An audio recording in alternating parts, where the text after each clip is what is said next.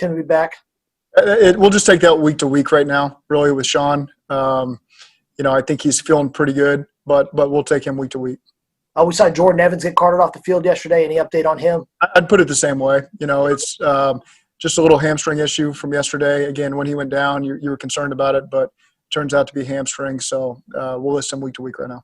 And then I think finally, Rennell Wren, I know y'all put him on IR yesterday. Do you guys expect him to be done for the year? I don't want to make that prediction quite yet. Overall, it seems like around the league there's been a lot of soft tissue injuries.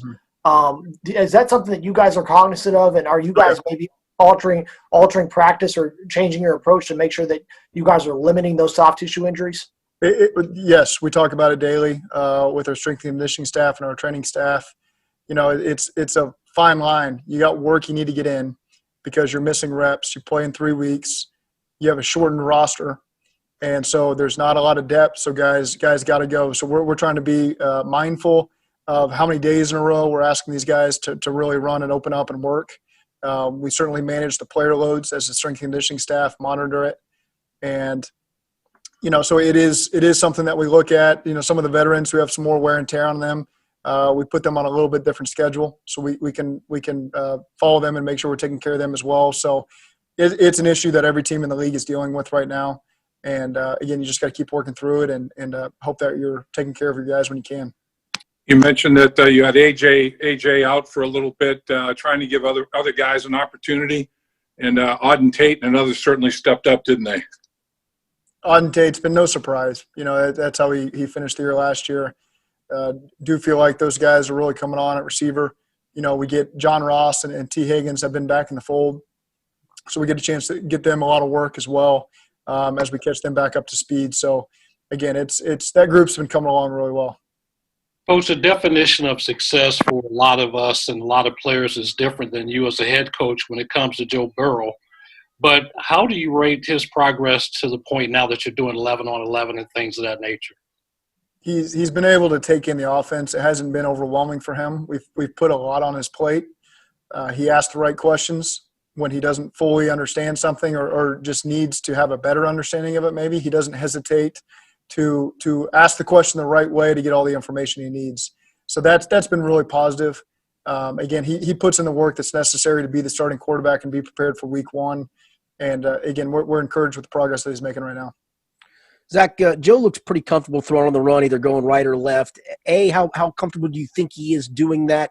And B, when you get to some scramble drill stuff in games, how much can he maybe make something out of nothing as the year goes on? I think he's proven to do a lot of that these last couple of years. When you go back and watch his history, he was a heck of a basketball player in high school as well. You see some of that with his foot quickness, and so he's got some athleticism and some ability to him, so that when the play does need to be extended, he can do that. And he's got great vision down the field, even as the pocket's collapsing around him at times, and not even necessarily collapsing. It might be a block defender that's just altering his space a little bit that he's got to move in. But, again, he keeps eyes downfield, got a great sense for where the pocket's at, and creating those extra seconds that we need for the play to fully develop.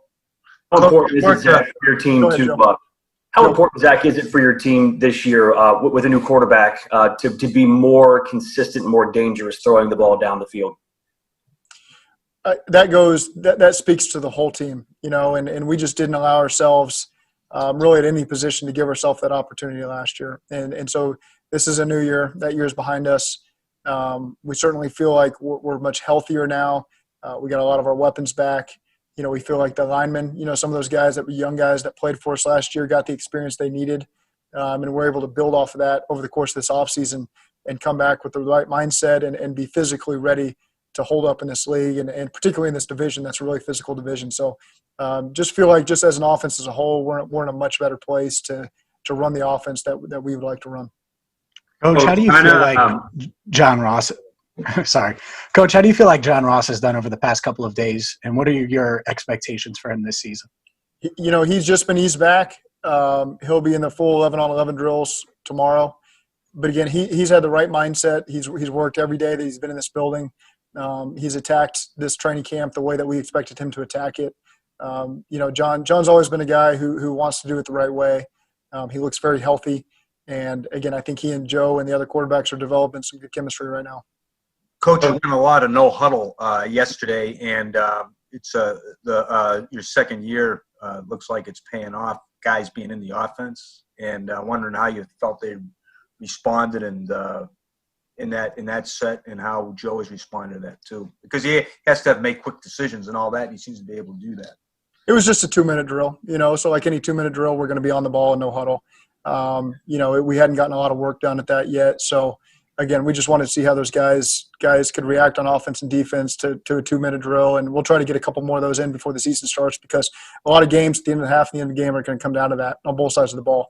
And so we got to make sure that our communication is rock solid. And, I thought both sides really competed. Sometimes you want to extend the drives a little bit instead of calling them short. So for the defensive linemen that can't actually hit the quarterback, there's a couple questionable calls in there that could be sacks that maybe we let the play extend. So, it's you want it to be competitive. You want to get good work in, and those are just some of the things you got to manage as we compete in those drills.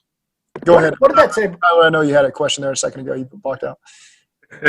Kind of off subject here. Carlos Dunlap yesterday opened up about experiencing racism in South Florida over the summer. And then he expressed frustration with the organization's response and the social justice movement going on. Have you talked to him at all about how he's feeling and his thoughts? We've talked to the whole team. So we've heard a lot of those stories that he had told in June, back when we talked about as a team. We have a committee that we formed, and he was on that committee. So we've had a lot of in-depth conversations here these last 3 months, and those are still ongoing as we get closer to the season. So again, we've had an open dialogue with all of our players. They've been able to voice their concerns, and we feel like we're making really good progress in that area.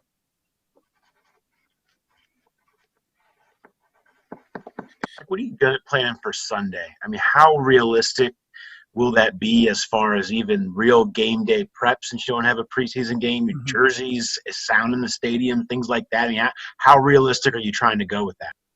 Trying to do as best we can. It's we put it later in the day. We have 2 early games that are at 4 p.m. and whatever time the Thursday night game is, 7:30, whenever that would be. So our season's going to start a little bit later in the day. So we want players to get accustomed to that. On the other side of it, we'll have officials, we'll have a chain gang, we'll have coaches up in the press box getting a chance to utilize the headset. So we're going to make it as realistic as we can in that regard. The format will be very similar to what you guys probably saw last week. Those are still things. We got 5 days left to sort out the specifics of what it looks like, and depth plays into that as well, as we get closer to that day. So, but again, we want the players to feel that atmosphere as we walk onto the home field, as we're going to do on September 13th. We want the coaches up in the box. We want to iron out some of that communication. We'll really have 2 times to do that over the course of training camp. We'll have another one that would take place, usually where the preseason game 4 would fall into place. But again, we go in the stadium every day. We do all of our walkthroughs in the stadium as well. So our players are used to getting some work done in there. Will you have team snaps live, Coach, during the scrimmage? Will there be some special team snaps live? We're going to work real heavy on special teams this week. We got some situations where we're going to make sure we get a chance to really evaluate guys that are competing for jobs that haven't been as involved in the special teams last year as they will be this year, or new players that Darren and Colt need to get a feel for. So we'll do some good work this Thursday on special teams and really get a much better feel for where guys are at. Is there a scenario where AJ plays on Sunday? I know you said he wasn't going to play in the first scrimmage. Right. I think we'll evaluate those veterans as we get closer. Again, it's not all live tackling, so in a lot of senses it's not that different than what we do in our 11-on-11 drills during practice. So I certainly would envision a scenario where AJ's in there with Joe.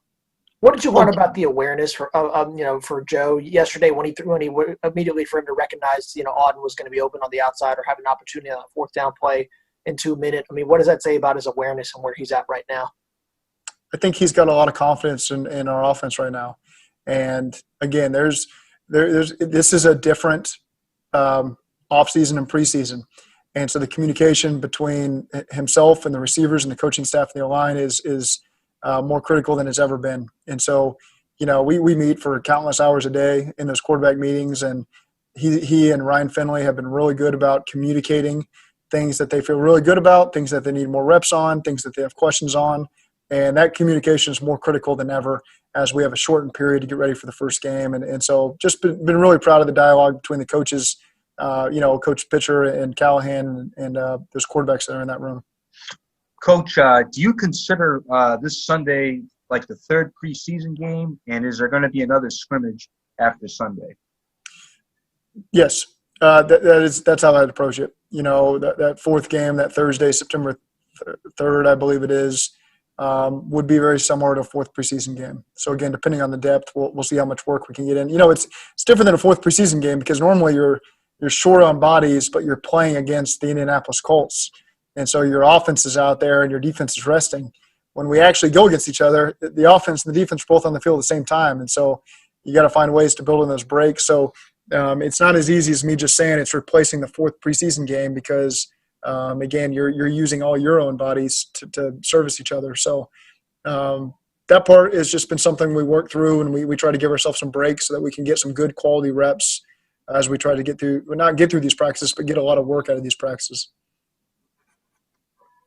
Like, what's your impression been so far of CJ and Drew in camp, and how much more would you like to maybe get the tight end position incorporated? Obviously last year was a lot of time and score situations you just couldn't, but how much more would you like to maybe get them involved this year?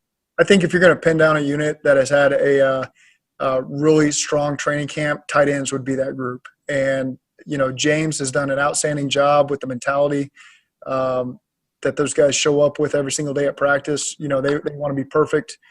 They bring energy to practice. Those guys are healthy and playing full speed in all three phases. And so that's been an exciting group to watch. I'm just really, really proud of the way that group has responded. They've driven, the energy bus, so to speak, on this offense right now, and they bring it every period. They're dialed in. They're the best walkthrough players we got on the team, which is important because we get good work in there, so you can point to them as examples of doing things the right way. And again, so really pleased with that group, and just think, James Casey's done a heck of a job with those guys. Coach, Big Fred got some snaps at guard yesterday. Are you still in the process? I mean, it's a never-ending process, I guess, to find your 5 best guys. And it's not just 5 guys. You want to have 8 or 9 guys, don't you? I mean, you'd like to have as much depth as possible up front. When you only got 8 or 9 guys practicing and you're trying to go through groups, Fred's going to be taking snaps at center here pretty quick. I'm kidding. He's not. But, it's those guys got to be flexible and got to get a lot of work in because we're just, one guy gets banged up and misses a day or two, and you got no choice but to move some guys around. And at some point in the season that's coming up, you got to have some flexibility there because you never know how this thing can sort out. So it's good to get that work in, but at the same time, we only have a limited time to get ready for week 1. And so you want the guys to get most of the reps position they're going to end up playing. But again, it is what it is. And so we're going to be able to evaluate those guys playing a couple different spots as we get through these next couple weeks of training camp. Speaking of that unit, what's the deal with Alex Redmond, and how is that going to affect what's going on with that right guard battle? Because we haven't seen him at all throughout training camp. Right. He, we'll give him a couple more days and reevaluate where he's at to see if he can get some practice in before training camp comes to an end. But again, that's just where it's at right now. Coach, when does game planning for the Chargers start, or has it already? I think in some ways we've watched as a coaching staff, we're make sure we're very familiar with them right now because you don't want to wait till the week before the game to start implementing some stuff that you're going to run week 1. So, it's something we've spent the entirety of the offseason since the schedule came out, making sure we're ready for those early season opponents. In terms of right tackle, is that kind of Bobby's job? I mean, we haven't seen a lot of Fred out there with the first team. Do you kind of view that as it's really kind of Bobby's job and Fred's kind of battling elsewhere? I think Fred's still battling for that job. And, Bobby's had the right approach so far in training camp. But again, I'm not ready to declare anybody at any spot. Fred's still in the mix there to compete for some starting jobs on that O-line. Going back to the tight ends, could you speak specifically to Drew Sample and just what you've seen from him different from last year? Well, it's hard to compare to last year because he's coming in and there's just some unknowns in terms of what it's going to look and feel like in the NFL. Did feel like he was making really good progress before he got knocked out for the season, and so it's hard for a tight end to walk in the door day one and make a strong effect on the unit. I really felt as the season went, and the more we got him involved, we felt like, okay, this guy's progressing as we expected, and then got knocked out for the season. Obviously did a great job training in the offseason. He's come back in excellent shape. He's been a really reliable target in the passing game. He's really physical at the point of attack in the run game, does a nice job on protections. And so just really pleased with the camp so far that Drew and those other tight ends have had. What would you like to see from Joe in the scrimmage on Sunday? Which Joe? Burrow. Just continue to make progress, and again, it's not been perfect for us at any position. And so the things that, we've had issues with and maybe not finished plays the way we want every play finished, he's got a chance to replicate some of those reps and make them perfect snaps for him. So he's got the confidence in him when we call him week 1 in the season, week 2 in the season, whenever they pop up.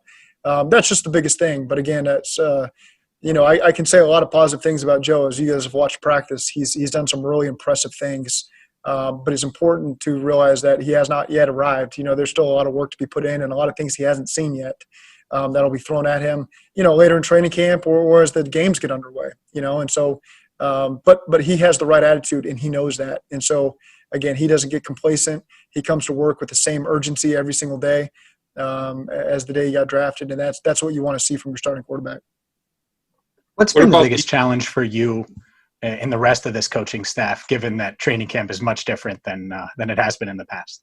The schedule, just the constant reshuffling of the schedule every day. I drive Doug Rosfeld crazy because things can change on a whim, but we have a very flexible staff. The whole building is very flexible and they respond really well to adversity. And that's just what I've been proud to see from this whole organization. Is there are things that in the moment are frustrating, but it's just everybody. You all deal with things that are frustrating in your own line of work, and it's just how we respond to them. We find the positives. We don't let them get us down, and we find a way to just run through that adversity and embrace it in a sense. And I really am proud of the way this organization has handled a lot of things. From the first practice to yesterday's practice, Coach, the young linebackers, are they making the progress that you'd like to see them make? Are they on track in your mind? They're causing good problems for us. There's a lot of competition there. Everybody has elevated their game at that position. You talk about Josh Spines being the senior guy in that group, and then guys we had last year, with Jordan Evans and Jermaine Pratt have elevated their game as well. You had the rookies, you had Austin Calitro. And so it's really there's been it's been a pleasant group to watch compete. Again, along the lines of Joe Burrow and the other rookies, there's still a lot of work to do, but they're on the pace that you would have expected them to be on. Yeah, everyone, we're approaching the 20-minute mark, so we'll just keep it to a couple more for Coach. Coach, much has been made of chemistry with players, but it seems like your coaching staff, in terms of how they line up with position players, like Coach Eason is very aggressive, which you want from your front, and then other coaches are more stoic and want that focus in that position. Do you feel good about the chemistry of the coaches and the positions? It's a great question. I really do. And it is important that you have a mix of personalities on the staff. You got guys that bring the energy at practice. Guys, like you said, are more stoic is maybe the word you use, and again, sometimes it fits the position that you coach. It fits the personalities you have in that room. On how you need to operate, but at the same time, you got to be natural to who you are. That's important. You don't want to be somebody you're not. The players see right through that. Coaches see right through that. I really do think that we have excellent chemistry on this staff, especially going through year 2 together. We've all got to know each other. There's great camaraderie. We know how to communicate good things and bad things with one another. Things that need to be talked through, and we're poised to be in a good position to lead this group. As the season approaches. Coach, what's been the at this stage? I know it's early, but what's caught your eye the most? I mean, if you had to pick one thing overall from all the workouts that you've seen, is there anything that's jumped out at you? The competitiveness of practice. That is a change from last season, and just the energy. The offense has had good days, the defense has had good days, and we've had not so good days on both sides of the ball. And just the overall competitiveness. The expectations the players have for themselves and each other, I really feel is different than last year. And that's important. That's something we sought to improve as the season went on last year and felt like we were making those improvements. But again, just the leadership feels different, and from guys who were here and guys who we added. And it's been a a welcome change, and excited to see these guys, embrace the adversity that the season's going to bring. All right, I think that'll do it, Coach. Appreciate your time. Thank you all. Thanks. Exactly. Thanks, Coach. Coach.